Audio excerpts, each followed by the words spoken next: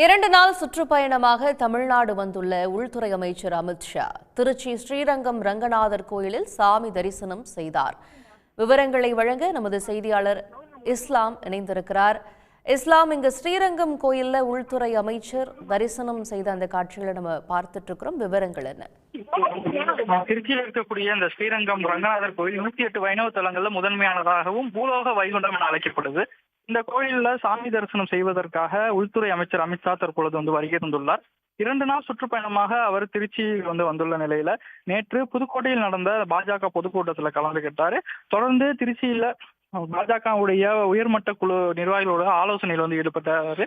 தொடர்ந்து இன்று அவர் மோடி பொங்கல் விழாவில் கலந்து கொள்ள இருக்காரு. முன்னதாக காலை அவர் தங்கி இருக்கக்கூடிய அந்த நட்சத்திர விடுதியிலிருந்து புறப்பட்டு திருச்சியில் இருக்கக்கூடிய பஞ்சபூத ஸ்தலங்கள்ல நீர்ஸ்தலமாக விளங்கக்கூடிய திருவானைக்காவல் அகிலாண்டேஸ்வரி ஜம்புகேஸ்வரர் ஆலயத்துல சென்று அங்கு சாமி தரிசனம் செய்தார். தொடர்ந்து அங்கிருந்து புறப்பட்டு தற்பொழுது ஸ்ரீரங்கம் ரங்கநாதர் கோவிலுக்கு இங்கு சாமி தரிசனம் செய்து வருகிறார். ஸ்ரீரங்கம் கோயிலில் இருக்கக்கூடிய இந்த வடக்கு கோபுரம் வழியாக கோவிலுக்குள் சென்ற அவர் தாயார் சன்னதியில் சாமி தரிசனம் செய்தார். தொடர்ந்து சக்கரத்தாழ்வார் சன்னதி, ராமானுஜர் சன்னதி, கர்த்தாழ்வார் சன்னதியில் சாமி தரிசனம் செய்து பெரிய பெருமாள் மூலவர் சன்னதிக்கு சென்று அங்கும் இன்னும் சற்று நேரத்தில் சாமி தரிசனம் செய்ய இருக்காரு. உள்துறை அமைச்சர் வருகை தருவதை முன்னிட்டு இந்த கோவில் வளாகம் முழுவதுமே பலத்த போலீஸ் பாதுகாப்பு போடப்பட்டிருக்கு. இன்று அதிகாலை முதலே பக்தர்கள் யாரும் கோவிலுக்கு அனுமதிக்கப்படவில்லை. உள்துறை அமைச்சர் சென்ற பின்புதான் அனுமதிக்கப்படுவார்கள் என தெரிவிக்கப்பட்டிருக்கு. இதனால் வெளியூர் மாவட்டங்களிலிருந்து வெளியூர் பக்தர்கள் கடும் அவதியாண்டிருக்காங்க. எந்த ஒரு முன்னறிவிப்பும் இன்றி இந்த பக்தர்கள் அனுமதிக்கப்படாத காரணத்தினால ஸ்ரீரங்கம் கோயிலில் வைகுண்ட ஏகாதசி விழா நடைபெற்று வருது. அதன் காரணமாக அதிக அளவிலான பக்தர்கள் தினந்தோறும் கோவிலுக்கு சாமி தரிசனம் செஞ்சுட்டு இருக்காங்க.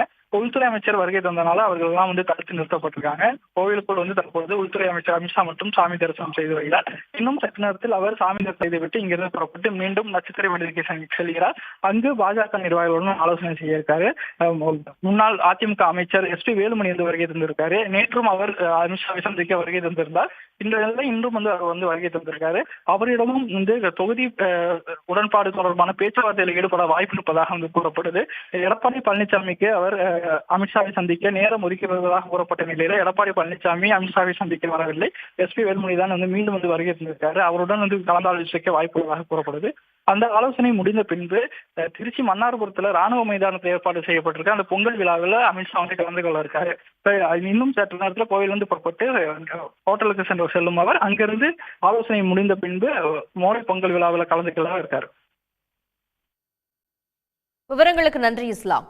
உடனுக்குடன் செய்திகளை தெரிந்து கொள்ள சன் நியூஸ் பெல் ஐகானை கிளிக் பண்ணுங்க.